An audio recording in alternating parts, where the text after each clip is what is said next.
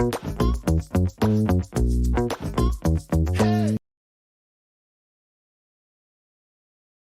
and gentlemen, welcome to another episode of Golf and Politics. Rob, Merry Christmas. Hope Christmas was wonderful for you and your family yesterday. I think we're really close to each other. I'm in Granville, Ohio right now, and I believe you're in Columbus, correct? I am. Yes, I'm in Columbus at my sister's house. Both of my sisters live here and their husbands, and I have a niece and 3 nephews, and the 2 little ones are just maniacs. They're 7 and 10, and they're in full swing Santa Claus and enjoying all of their toys. It just makes Christmas that much more fun to share it with, like, little kids who are in it.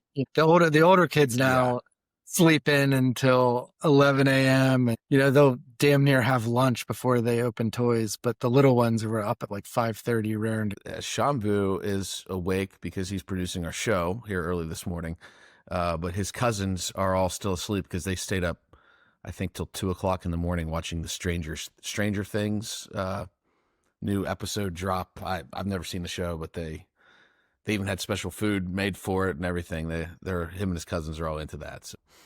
Oh, that's awesome. But my 7-year-old got a lot of cool gifts, but the gift that's getting the most use is a whoopee cushion that he is having a blast sitting it on people's chairs before they sit down. So we're having a good time here. Well, fart noises never lose their luster. It's even funny today. So that's right. Rob, let's get into the purpose of this episode is for us to talk about our goals for 2026, but more, not necessarily just like our golf goals, but what are the courses we plan to play? What are the trips we are planning to take? What's the strategy that goes into mapping out your year and what courses we're going to play? And then also, what are some of the trips that you get a phone call and you drop everything, you weren't planning to do it, but you're going to drop everything, change your calendar to make sure that you go on? Some of those will surely come up. So, Rob, in 2024, that was your year of yes, and you played over 200 golf courses. I mean, just a crazy year. Last year, you decided to tone it down. It was still an insane year, but going into 2026, what is your thought process when you put together the targets of courses that you want to play? I've learned a lot from the last 2 years, like being fairly different. The year of yes was 166 different courses, over 200 rounds. And last year I cut that in half. And that was a more manageable schedule in many ways. So I think this year, one of the things I've learned over those 2 years is, first and foremost, to hit the ones that you want to hit, you do have to kind of have a plan, right? Some of them might fall in your lap with an invite, but you do have to have a rough plan. And part of that is dictated by seasons. So, like, you don't want to go to Australia when it's 120 degrees there. You don't want to go to Japan when it's cold. You want to try to figure out how to line up seasonally when to be there. There's a short clock on anything you want to play in Ireland, Scotland, or England. You pretty much need to do those between May and October to be safe. So there is some planning. Now, you can plan too much. And I think over planning is dangerous as well, because then you get to a point where it starts to feel like a job, right? And then you stop being available to get those special invites and to be open to play some things that maybe you hadn't thought of yet. And so I'm trying to find the right balancing act. So I haven't really planned anything past April, other than like figuring out when we're going to do Golf and Politics Cup and MG Cup, which take a lot of planning and calendar shifting. Well, that's a perfect example, though, of what you're talking about. I mean, we want to do it. We're excited to do it, but getting it on the calendar at a time that's going to work for you and some of your key people and me and some of my key people, it's not always easy. I mean, there's just a lot going on besides golf in our lives to just drop everything and plan a trip. And there's, like you said, a lot of work that goes into those. Yeah. I mean, you start running into, weddings and work business trips and family vacations and all of those things. So it's tough to get going. My start for this year, I'm sort of trying to plan, January, February, March, April, like knocking off something big in each of those 4 months, even if it's just like a quick trip. I know basically what the 15 remaining courses I need are to finish the world top 100 list for Golf Magazine. So, in January, I'm going down with the top 100 golf group, and I think they're called Lockhart Travel Group, but Rich Levine invited me to go down and play Cabot St. Lucia, the Point Hardy course. It's a Core Crenshaw. It's really hard to get to. It's hard to get there even just once you've landed in St. Lucia. It's pretty remote. It's I believe it's pretty private. I hope it is for what we're paying to go do it. And then February, I want to, sticking with the warmer weather climates, in the winter, I want to, and I'd love you to come too, down to Casa de Campo, Teeth of the Dog, which is a Pete Dye course in the Dominican Republic. Recently renovated, looks beautiful. It's no stranger to the world top 100 list. Well, you're finishing this world top 100 list for Golf Magazine. I'm in a little different place. At some point, I would love to really get serious about playing all 100. But for 2026, at the end of the day, I have to reconcile the fact that what I do for a living requires me to be in Oklahoma quite a bit. I also have clients in Ohio and West Virginia. So I'm going to be in these 3 states primarily, and it's going to be hard to take more extended trips during the primary season. And another thing for me is that this will be my first full year as a member of Southern Hills, I really want to appreciate the club. I want to play in the Men's Golf Association as much as possible, get to know other members, build relationships. So my list that I put together and my targets, there are some golf trips on there, but they're going to be kind of short trips. And really, I started looking at Oklahoma first and foremost. It's where I live. There are a few courses that I clearly want to play that are considered top in the state that I haven't played. Those are Karsten Creek. I've not played Karsten. I've not played Jimmy Austin. I've not played Quail Creek. I've not played Dornick Hills. So those are really, and Hillcrest in Bartlesville. So, those 5 are just golf course gems that you can't live in Oklahoma, be a golfer, and not have played them. I've played everything else in the state worth playing. Well, and then also on my list are the West Virginia courses I haven't played, which is about 10 or 12 that are worth playing that I've just never gotten to for one reason or another. Also, a former client of mine and just a great man named Bill Cole from Bluefield, West Virginia. He bought a golf course in Bluefield and is reopening it.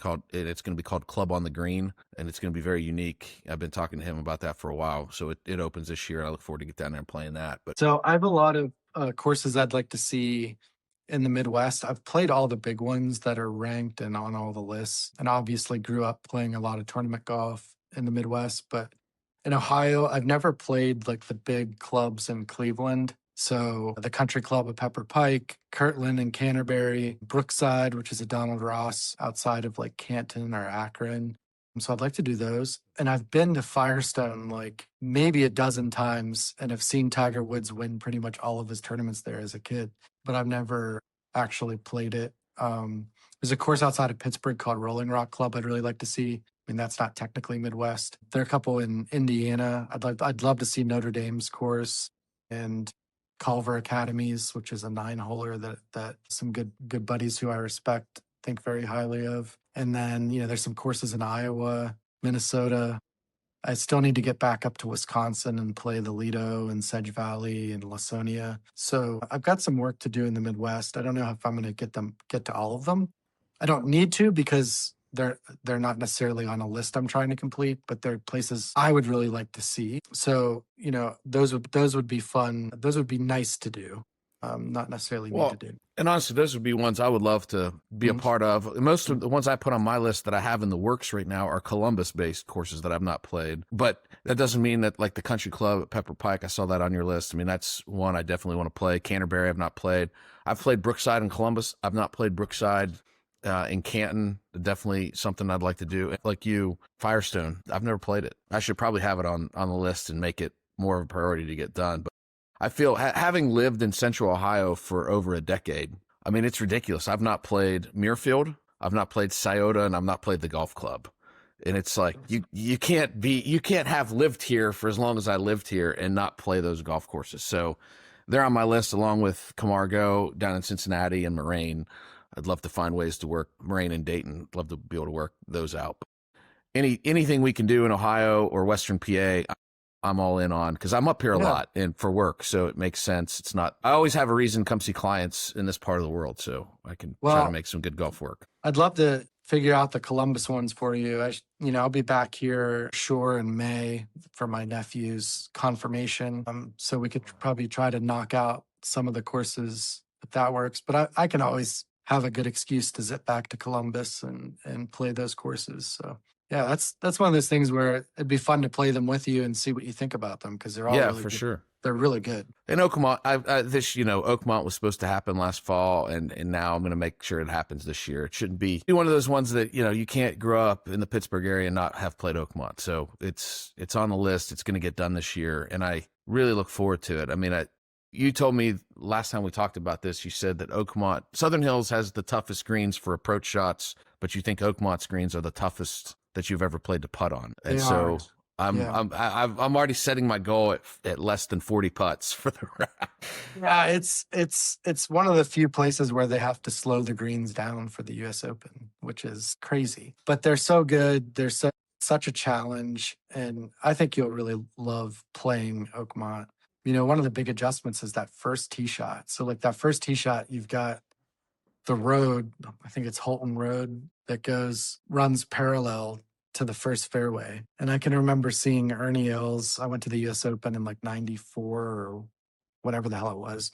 And he sliced one OB onto the road, and it's so easy to do. And so now I'm not a slicer of the ball, but every time I'm on that first tee shot, it's in the back of my mind, like, oh, the road is right there. Yeah. And then that approach shot down the hill, it's pretty wild, where I hit a decent drive. It was a little bit, into the wind, and I was like just into the right rough, but I had a good lie. And I think I had like 210 in to the pin. Like, it was not a good drive. And the caddy was like, give me just a nice 3/4 7-iron. And I was like, what? Like, I can't hit my 7-iron anywhere near that far. And he said, trust me, just hit a good 3/4 7-iron. And he pointed where to go, because it's blind over the hill. And that thing it runs all the way down. I was on the back of the green. Like, it's really wild. I mean, you can putt from like 100 yards out. That's crazy. Yeah, so I mean, they were all doing it during the US Open practice rounds. It's fantastic. Rob, a couple other courses for me that are just sprinkled in that I have plans to try to play in 26 that are interesting to me. Key West is one of my favorite places. My wife and I go to Key West often. We're going to go in February. It's kind of a good time. We usually go in January. This year we're going to push it to February because I got a lot going on in January, but it's just a good place for us to kind of reset and get a State of the Union and figure out our plans for the year. And we really enjoy Duval Street and that whole scene, but I've never played. There's only one golf course in Key West. It's Key West Golf Club. I've never taken my golf clubs, so I'm going to take them this year and play it. I heard it's a nice course, but if, as much time as my wife and I, as we get older, we thinking like, where do we want to spend more time in the winter? Key West could be that place, but if I hate the golf course, it might not be the place that I want us to spend time in. So I'm looking forward to playing Key West. And then I was really fortunate to host some members from Medina at Southern Hills, and they've made an offer for me to come anytime I'm in Chicago. I want to do that with you. I want to do that with you.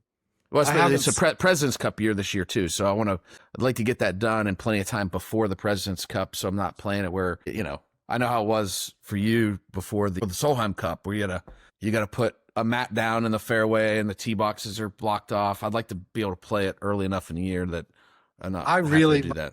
I really want to go back and see that. I went to the 99 PGA, and the last time I played Medina, I was in high school, and it's since been totally redone by OCM, like the routing, everything. Like, it is a new golf course. So I really would like to get back and see Medina with you at some point this year, because I've heard great things about the changes. Well, we'll make that happen. Yeah. So especially since you got to get to the Midwest anyway, this is your I like it. Big place. So Rob, I'm planning to take a trip. It's still in the planning phases. It's not completely come together, to Ireland and Scotland. And the itinerary that I've seen at this point is that we fly into Dublin, and then we're going to play Portmarnock, Royal County Down, or Royal Portrush. Then we're going to take a ferry to Scotland, and play Prestwick, Royal Troon, and Trump Turnberry. Now, I've asked the people that are planning a trip, like, how hard is it for me to add a day onto this? Because I want to go. If I'm going to be in Scotland, the old course has to get played. Like, that is my, outside of Augusta National, that's my number 2 bucket list golf course. So if I'm going to be there, I want to get that done. But what do you think of that trip? Have you taken that trip before? Is that a good one? So I am going to answer positively because this is precisely the trip I suggested to the person who may or may not be planning this for you. So Okay. I think he had reached out to me separately with suggestions. And I said, look, if you're doing a bucket list trip, this is a best of both worlds. If you're having trouble choosing between Ireland and Scotland, because it's super easy to get to Dublin, direct flights from so many places. And Portmarnock is a great experience. And then, it's not too bad of a drive to get right up to Northern Ireland and do County Down and Portrush, which are two of the best links courses in the world. Portmarnock, I think you're going to really enjoy. Great membership. I kind of call it the East Coast Ballybunion as far as the membership goes and the vibe. And it doesn't have as dramatic of the dunes. It's one of the best match play team courses I've ever seen. And starts, right out on the water on the first tee shot. Really, really, really good golf course. And County Down and Portrush are just dramatic. That's where you're going to see bigger dunes, awesome landscape. Not a bad ferry ride over. You're going to love Turnberry. Really spectacular views, dramatic golf. Prestwick is the one that is going to be controversial in the group. It always is. And that's what makes it great. I think Prestwick is a must. I think it is has some of the coolest, quirkiest shots in all of golf, including like a 200-yard blind par 3 over a dramatic hill where you have to pick your line the caddy gives you and just trust it. And it's such a great hole. And the closing stretch, 15 and 16, you're going to get some blind shots at Prestwick and it's wild, but it is great fun. And you have to approach Prestwick knowing that some people are going to hit bad shots and blame it on the course. That's natural. It's a world top 100 course. And there are people that know a lot about golf course architecture or are really great players and will tell you how much they hate it. And there are people that are great players and know a ton about architecture who will tell you they love it. I fall in that camp. But you have to approach Prestwick knowing that. And I think sometimes, like, if it's the first course people are playing off the plane and out of the bus, and like that happened on my last group I took there with Billy and Dominic Herzman. We got there and they didn't have caddies for us. We had booked caddies. It was the first round. We're tired. We hadn't warmed up. And right out of the gate, the first hole, right off the right edge, is a train track and out of bounds and with like dunes to the left. And so like right out of the gate, they're like, motherfucker. And then the third hole is one of the coolest par 5s ever. But like you can't hit it more than like 220 off your tee shot unless you try to like cross this like Hell's Bunker type deal. And you would have to hit a perfect tee shot to do it. I can't do it. Where it's like a tiered railroad ties bunker and you've got to fly it on the right line. So like the correct play is really to lay up short of that. And then you can't see the fairway on your second shot. So you have to and it runs perpendicular. So then you've got to pick exactly the right line on your second shot, whether you're hitting a wood or an iron. And so, there are some really places where you got to have a caddy and you got to listen to the caddy and you got to trust your line and just hit a good shot and just trust it. And if it doesn't end up great, then, tough shit. Like it's Prestwick, but Fantastic. such a good golf course. And then you'll finish. Are you guys playing Troon? Troon, yeah. Yeah. And then Troon is like prototypical Open Championship golf, like, seaside links, kind of out and back. Got the postage stamp, which is really charming in character. There's a lot of like charming holes in there, but Troon is more of like a test than just like, quirky and fun and Scottish. It's a big boy golf course. And also in that area, if you guys have time and you're depending on what kind of group you're with, Western Gales is a hidden gem that's down by Prestwick and Turnberry and Troon. If any of your rounds are early in the morning and you have an afternoon, go over and play Western Gales too. Like, does not disappoint. In Dublin, if you have time for an add-on round, Royal Dublin is great fun. Or up by Royal County Down, there's a place called Ardglass. You walk through this like cave or tunnel to the first tee through like castle ruins, and your first tee is right on the ocean. And Oh, wow. it's a cool place. I always tell people, like, sometimes you're with a group that like only wants to play 18 a day and then go drink heavily. That's great. Other times you end up with a group that's like, dude, there's still 5 hours of daylight. Let's drive next door and play Yeah. Ardglass, you know? And these are courses that you might consider Ardglass or Royal Dublin a B side, whereas the other three you're scheduled to play are A sides, world top hundreds. But I'll tell you what, those B sides are freaking awesome. And if you remember in our trip to Ireland, like getting to do Critch Island and Donegal and Enniscorone and County Sligo, I mean, those end up being my favorites sometimes. Well, interesting. So Simon Holt, his podcast Destination Golf, I was listening to it yesterday because they're going through the world top 100 list, and so yesterday was courses 50 to 26, and I think 44th on the list was St. Patrick's, which was on our trip. And Simon said the best, most cost-effective golf trip in the world today is the Northwest Ireland trip. He said fly into Shannon and head north, and that's exactly what we did. Yeah. On our trip, and he mentioned every course that we played. Yeah. We did it. Yeah, it was fantastic. I absolutely love that trip. I mean, it's a lot less expensive than the southwest of Ireland, which is wonderful. And we were able to like do that Northwest Ireland trip and play Ballybunion. Right. A lot of people don't pair those two together, but I really wanted you guys to see Ballybunion. But yeah, that's such a good trip. And I recently heard Simon say that. I must have listened to the same episode, but it was great. Wonderful trip. But the one you have planned is sweet. And so when you finish, and we're gonna do it in late September. Like, you know, my work is, it's all my clients have tough primaries. I mean, we've got, you know, I'd say 90% of our clients will not have competitive general elections. And so it's not out of the question for me to take some time and get things done. Like that trip we took to Ireland was in September of 2024. It was after all the primaries were over. There was work to do on that trip, but it wasn't just obsessed with work. If I took that trip in July, I just wouldn't even be able to make it happen, because how would you do all the conference calls and things that need to get done?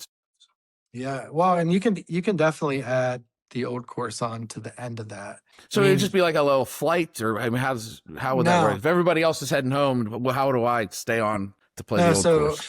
The courses you're playing are in a region called Ayrshire, and Ayrshire is like Glasgow is the closest big city on the west coast of Scotland. So you're going from the northeast of Ireland to like Northern Ireland, taking the ferry over to the west coast of Scotland. And then your guys, I imagine, will probably fly home from Edinburgh or Glasgow if there are available flights, but more than likely Edinburgh, which is probably, I don't know, a 75-minute drive from Royal Troon, if that's where you're finishing. And then it's probably 75-minute drive from Edinburgh Airport up to St. Andrews. But I think I don't know. I want to say if you do a direct shot from Royal Troon to St. Andrews, which is in Fife, which is on the east coast of Scotland. Edinburgh is like kind of toward the east. I mean, it's not a big country, so it's like it's kind of tiny. So I think it would be less than a 3-hour drive, and you can honestly even Uber it if you really want to do it and not like fool around with a rental car. I've Ubered from Edinburgh to St. Andrews. I've Ubered from Edinburgh to Troon. It's very doable, and it might even be less than 3 hours. And it's a beautiful drive. The toughest thing for me going over would be like just knocking out the old course and not wanting to play Crail on Kingsbarns. And I mean, yeah. You know, that's the danger with me is I don't know how to just go do one. Like I would figure out a way to turn it into an absolute boondoggle. But you know, we all have our strengths and weaknesses, and that's in both categories for me. Yeah, strength and a weakness. Well, Rob, I want to close out today's podcast with I've put together my top 10 bucket lists of courses in the United States. I think that you've played all of them. If you haven't, then that'll be good for us to talk about too. But I want to go through the list starting at 10, going up to 1, and just get your thoughts. I'm going to give the list all at once and then have your thoughts, and maybe you can give some splits on some of these courses. I know you enjoyed doing that. If you had 100 rounds to play at these 10 courses, how would you split them up potentially? So number 10, Chicago Golf Club, 9, Marion, 8, Seminole, 7, Los Angeles Country Club, 6, Shinnecock Hills, 5, National Golf Links of America, number 4, Burning Tree, number 3, Alotian, number 2, Cypress Point, and number 1, Augusta National. So first, have you played all 10 of those? I have, yes. Okay. So the one I would probably, for me personally, remove from that equation, because I get to play it every year and I like it, but it's not in the same league as Seminole. I think you definitely need to go do it. I love the clubhouse, the locker room, love having lunch there. Very good golf course, great approach shots, awesome green contouring.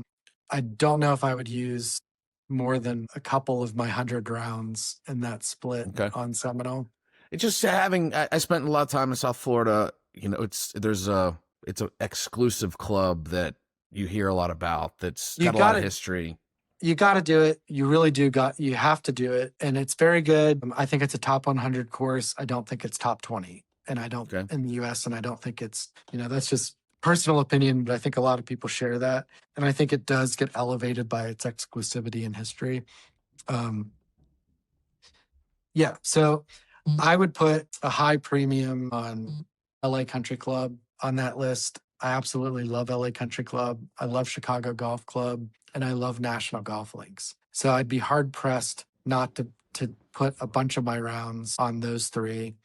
Augusta National speaks for itself. Phenomenal course, phenomenal experience, best overall experience in golf as far as like all the trappings. So like Alotian Club, I would not use rounds on Alotian out of that split, largely because I can't think of a time where I would choose that over Cypress Point or LACC or Chicago Golf or National Golf Links or Shinnecock.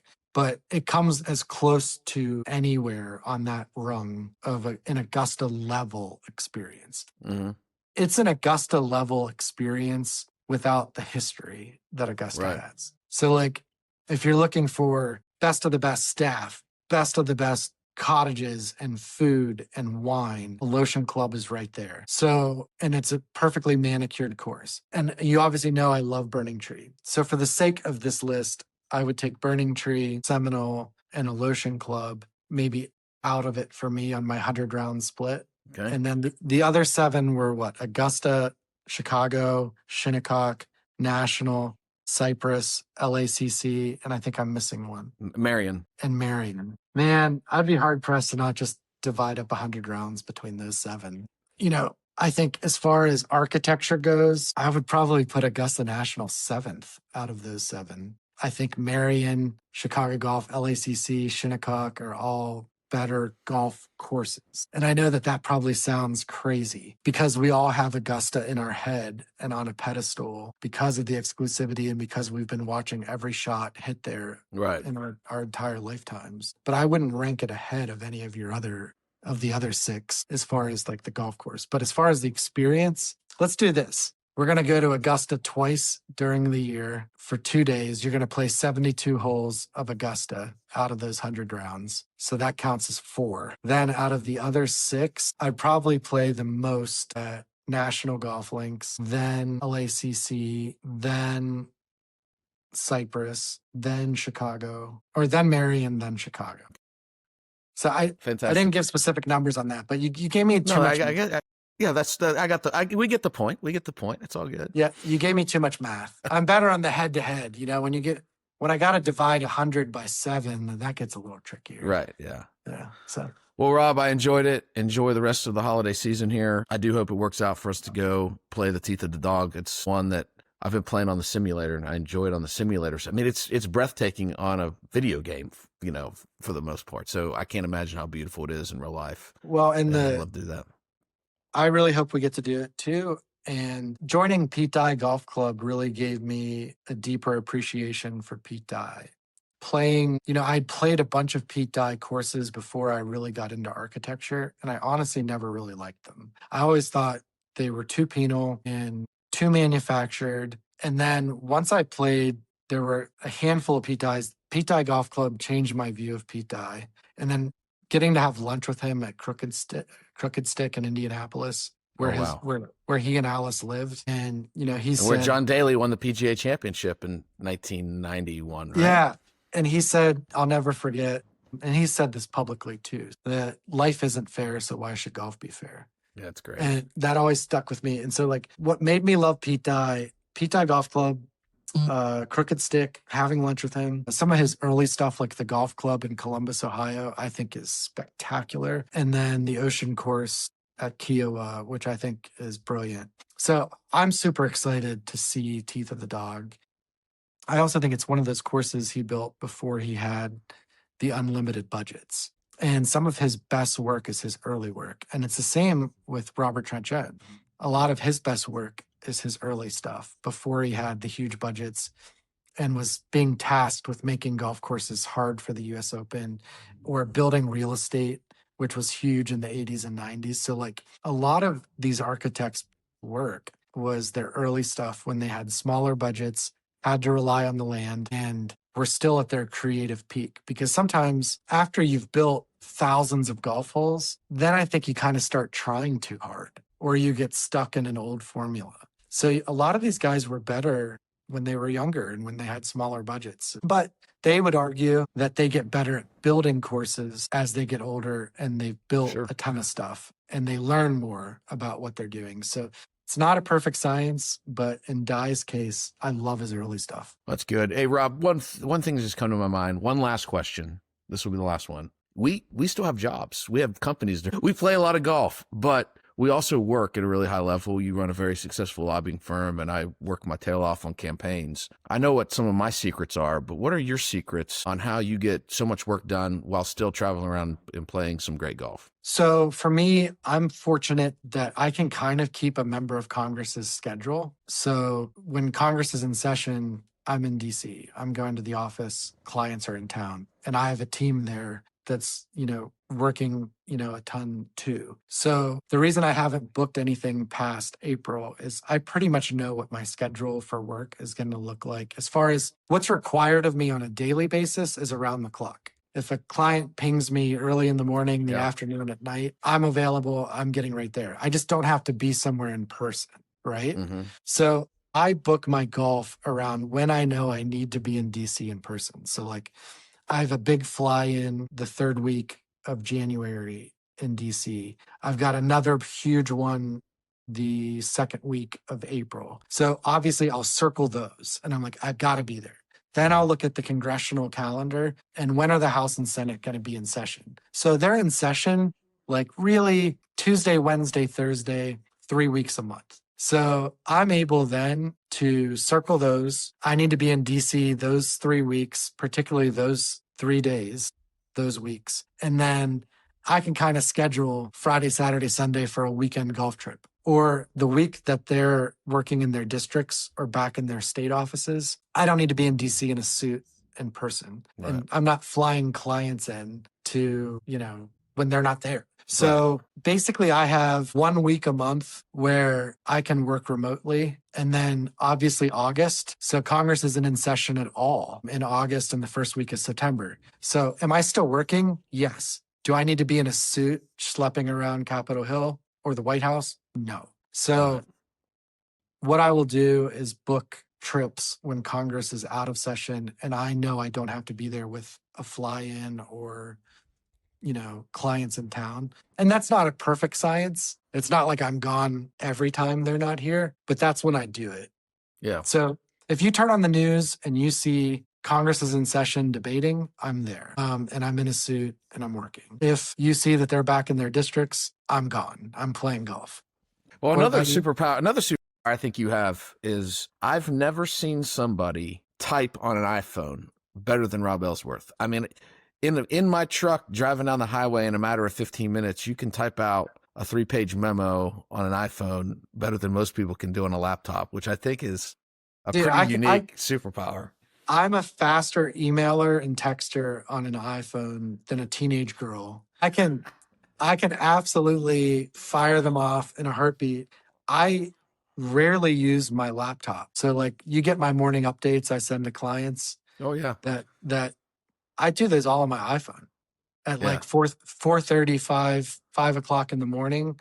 I'm banging those out. The only thing that's made it more difficult recently is ever since I almost cut my thumb off, it's not quite as fast as I used to be because this thumb doesn't work. I don't even have a knuckle. It doesn't bend, but I yeah. can still type. I can still type with it. It's just sometimes it's a little tricky. But yeah, I'm a very, very, very fast typer.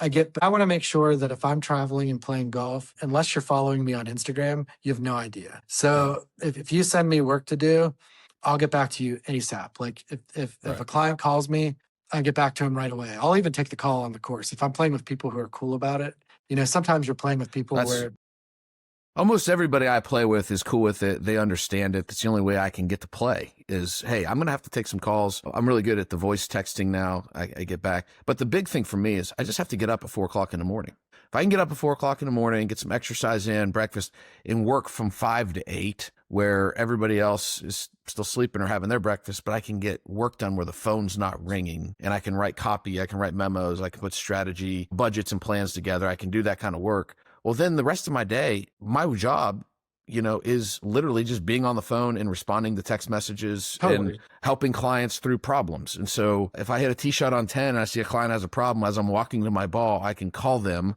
and take care of that problem. Yeah, I'm the I same way. hosted somebody at Southern Hills that retired, really good friend of my business partner. And he's like, you never stopped working the entire time. But like, it didn't slow down the enjoyment of the game or anything like that. We still had a great time. It's just, I was able to, I don't like you. I don't want my clients to ever feel like, oh, Matt's not paying attention to the work. No, I'm always paying attention to the work. It's just, I only have to focus for 30 seconds on a golf shot, As long as we're getting the answer they need, the advice they need, and getting things done on time and they're winning, they'll never bring it up. They're Right. happy with the work you're doing. But I'm like you in the morning. I'm a morning bird. I'm up at 4:30 every day. The thing I changed this year is I go in and see a personal trainer. I get to my gym at 5:15. I swim. I do the infrared chamber with like cold plunge. I work out with a trainer from 6:30 to 7:30, and then my day is started. And I'm rolling. I'm getting through all my emails, my updates, everything. But it starts at 4:30, and I've got to get my workout in early. I can't work out after work. Like I'll find Yeah. any excuse. I'll find any excuse, including work, to get out of doing That's right. the exercising. And so much of my like exercising is surrounded on eating right. And I like getting my workout in before I have like my first meal of the day. For some weird reason, I like just knocking that out. And I have found that if I get my workout in the morning, I eat better throughout the day. My head is clearer. Oh, no question. I make better No question. decisions. Like if I sleep in and like actually eat breakfast, I think it's the worst meal of the day to like eat a bad meal. Like it's my favorite. Like I'd love nothing more than to have like eggs and hash browns and all that. I love that meal. But if I do that, then I'm not gonna work out. I'm not gonna eat as well throughout the day. I'm not gonna have as clear of a mind. So my sweet spot is literally 4:30 in the morning until about 2 in the afternoon of my most productivity. And then I'm a little bit productive between 2:30 and 6. And then I'll fall asleep during Monday Night Football unless the Steelers are playing. Like I go to bed. I go to bed pretty early. But everybody's got their own system. That's right. Rob, I enjoyed it. Looking forward to a great 2026. Continue with great episodes. Thank you for everyone that listens. And during the holidays here, I've gotten a lot of great messages from people that are enjoying the podcast, and we really appreciate that feedback. And we're going to keep working hard to bring you good content. Please follow us anywhere where you get social media or you get your podcast, subscribe. And we're just thrilled to do this. Rob, have a great day. We'll see you soon, brother. Yeah. Happy New Year.